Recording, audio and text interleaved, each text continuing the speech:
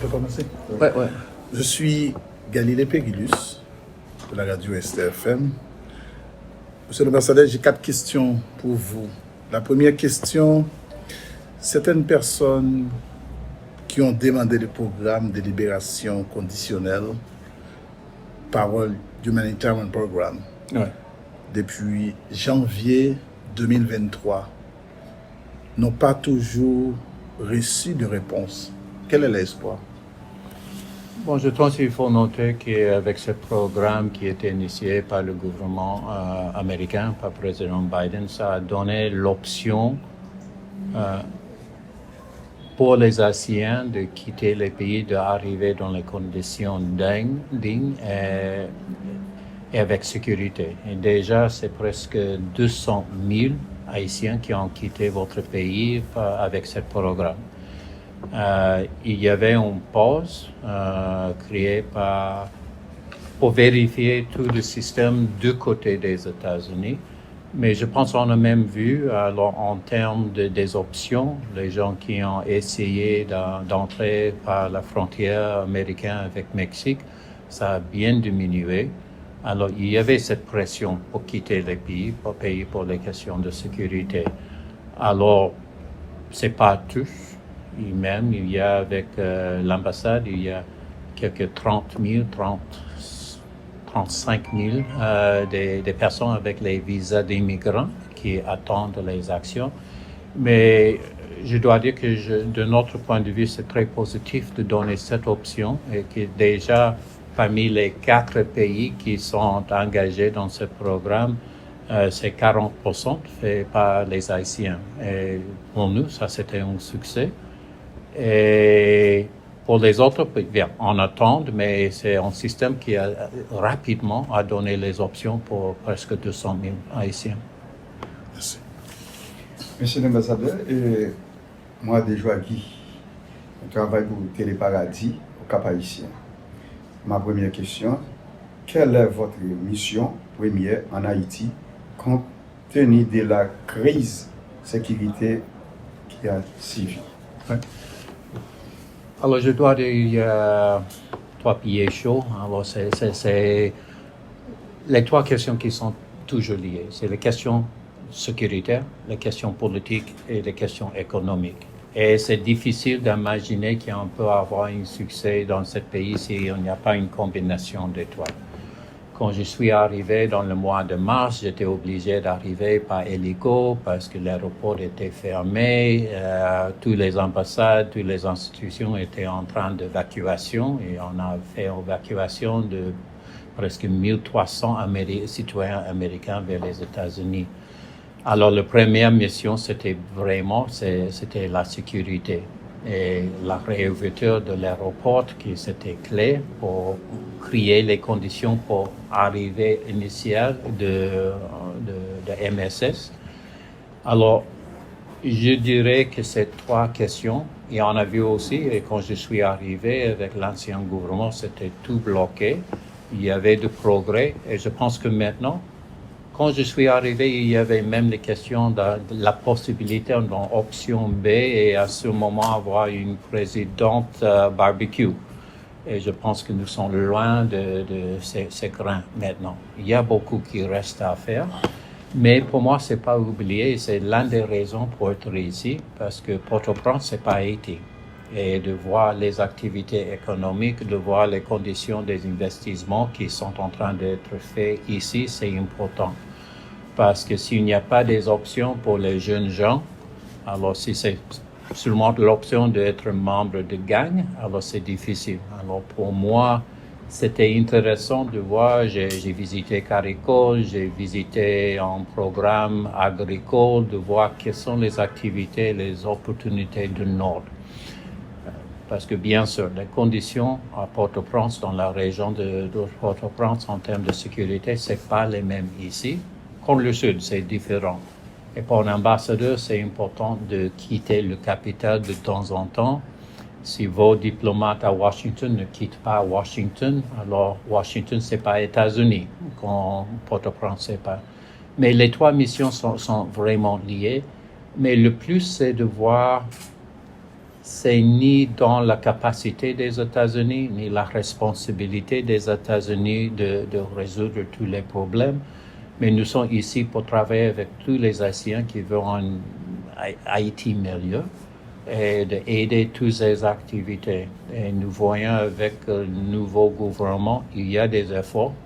Les demandes de population sont immenses et la capacité de faire des changements rapides, mais au minimum, nous voyons une volonté du gouvernement de travailler dans ce sens. Alors, c'est pour aider ces éléments, soit du gouvernement, soit de société civile, soit de secteur privé, qui veut améliorer la situation. Et ça, c'est ma mission d'aider les Haïtiens. Monsieur l'ambassadeur, je suis Jean-Roux Paul, je travaille pour Vision 2000 comme reporter ici dans le Nord. Je travaille également dans une radio locale, c'est Radio Sans Souci. Je présente une émission, c'est Cause matinale, tous les matins entre 7h et 8h30 du lundi au vendredi. Et j'ai également un média en ligne, c'est Voie Lactée Info. Alors, ma question, c'est pourquoi les États-Unis ont pris tout ce temps avant de sanctionner l'ex-président haïtien Joseph Michel Martelly, alors que selon plus d'un, cela devait se faire déjà par rapport au fait qu'on estime que Martelly, l'ex-président haïtien, est l'une des personnalités les plus controversées, est l'une des personnalités qui aurait participé au financement des gangs armés et autres. C'est la question de pourquoi maintenant. Alors, les États-Unis, nous sommes un État de droit. Alors, il faut être sûr que quand nous avons pris cette décision aujourd'hui de faire des sanctions personnelles contre l'ancien président, c'était basé sur la détermination que l'ancien président a facilité le trafic de drogue. En 2021, le président Biden a fait une déclaration présidentielle qui a donné permission d'imposer les sanctions des États-Unis contre les gens qui sont engagés dans le trafic de drogue. Nous savons depuis longtemps, nous avons travaillé avec plusieurs gouvernements haïtiens pour contrôler le trafic de drogue parce que ça, c'est un impact direct en rôle de financement des gangs. Et même nous avons vu que l'ancien président a aidé plusieurs gangs. Alors maintenant, c'est le moment que nous avons trouvé assez d'informations au sein du gouvernement pour prendre cette décision. Nous savons que le Canada a fait des sanctions avant et il y a des autres qui doivent faire leurs décisions au niveau de l'ONU. Mais pour nous, c'était important parce que, bon, si je peux passer en créole, nous besoin, nous, gouvernement états-unien, gouvernement haïtien, nous besoin frapper criminel à cravate, même gens à criminel à zam. C'est important que, et même aujourd'hui, le secrétaire d'État a dit que n'importe quel rang, quelle position, c'est important que les élites qui font des efforts pour déstabiliser Haïti, pour compliquer la vie des Haïtiens, doivent être traités dans le même sens. Donc, vous croyez que l'ex-président est l'un des criminels à cravate, monsieur l'ambassadeur? Oui, alors c'est dans notre déclaration qu'il était engagé dans le trafic de drogue et il a aidé les groupes, les gangs criminels en Haïti. Dans ce sens, c'est le limite des sanctions. Les sanctions, c'est économique contre lui pour le moment, mais ça, c'était notre détermination. Et il y a des autres et on continue de travailler de notre propres ressources, mais aussi avec le gouvernement Haïti, de voir s'il y a des autres élites, soit en Haïti, soit aux États-Unis, qui font des efforts pour déstabiliser votre pays. Ok. Monsieur l'ambassadeur, je suis Guino Duvernay, je travaille pour Radio Souvenir FM à Cap-Haïtien. Ma première question, que peut-on attendre des États-Unis par rapport à ce nouveau gouvernement de transition? Bon, premier lieu, c'était J'ai vu depuis le commencement de ce gouvernement, ils sont assez pragmatiques. Ils savent qu'il n'y a que 18 mois maintenant de compléter le mandat. Et je sais que les premières instructions du Premier ministre au ministre étaient de penser en termes de possibilités. En stratégie de 3-5 mois, qu'est-ce qu'on peut faire immédiatement pour montrer aux populations qu'il y a quelque chose de différent. Et pendant 18 mois, peut-être un changement de politique, mais c'était de voir, bon, il n'y a pas de temps de construire des universités, de construire les aéroports, mais c'est bien limité. Et en même temps, j'ai vu avec le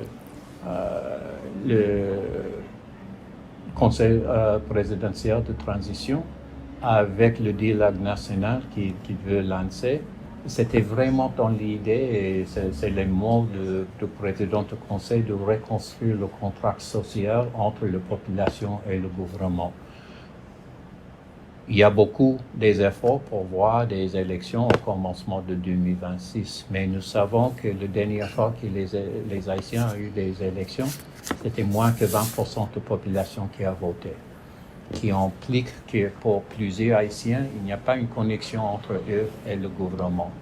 Alors c'est pour aider ce gouvernement de transition, qui je pense a les mêmes priorités que j'ai citées. Alors c'est sécurité, c'est changement politique et développement pour de créer les options économiques.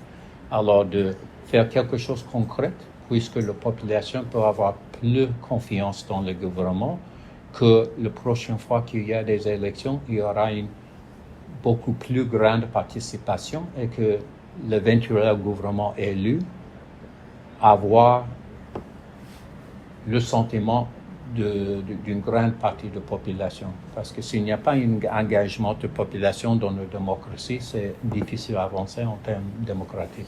Mm-hmm. Il fut un temps, il y avait un consulat américain ici au Cap-Haïtien, au même titre qu'il y avait également un consulat français. Quand est-ce qu'on peut revenir avec ce consulat, d'autant plus qu'ici, il y a quand même la paix, je dirais. Ouais. Dans Même cette vos zone. collègues sera fâché avec vous. Bon, mais bon, comme vous avez dit. Guino. Ouais. Mais pour répondre à la question, alors, ça prend du temps et de plus en plus, il y a moins de consulats américains internationaux. Mais même aujourd'hui, nous sommes dans ce centre parce que ça sera un centre américain pour avoir plus d'engagement. Il y a déjà les bureaux de CDC ici pour aider. Je sais qu'USAID, ils sont intéressés d'avoir des bureaux ici, d'avoir plus de présence ici. Nous travaillons beaucoup avec les autorités de cette région et c'est assez proche de Port-au-Prince. Finalement, maintenant, il faut prendre des avions, qui c'est pas logique, mais il faut pour le moment prendre des avions.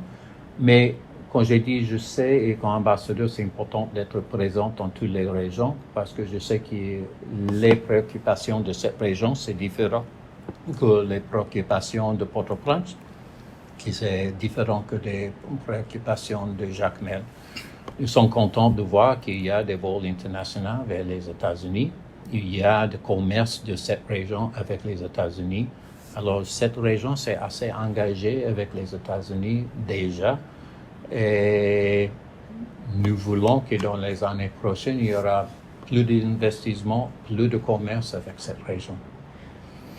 Monsieur l'ambassadeur, pourquoi les États-Unis n'aident-ils pas Haïti à rétablir la sécurité en faisant intervenir l'armée américaine? Bon, depuis votre indépendance, la relation avec les États-Unis était compliquée. C'était grâce à l'assistance d'Haïti pendant notre guerre d'indépendance que nous sommes indépendants. Il y avait une époque de présence, de contrôle des militaires qui, même c'était le Sénat américain qui éventuellement a vu les abus de droits humains. Alors c'était grâce au Congrès qu'ils ont dit non, il faut quitter. Président Biden, quand on a posé la question à lui, il a dit non, il y avait le sens qu'il n'y avait pas de sentiment des Haïtiens de recevoir, ou il y a une complexité avec la présence des États-Unis. Nous sommes très contents qu'il y a des autres partenaires internationaux qui ont accepté la demande d'être actifs, particulièrement avec Kenya maintenant, mais il y a Jamaïque, les autres pays de Caraïbes qui sont prêts.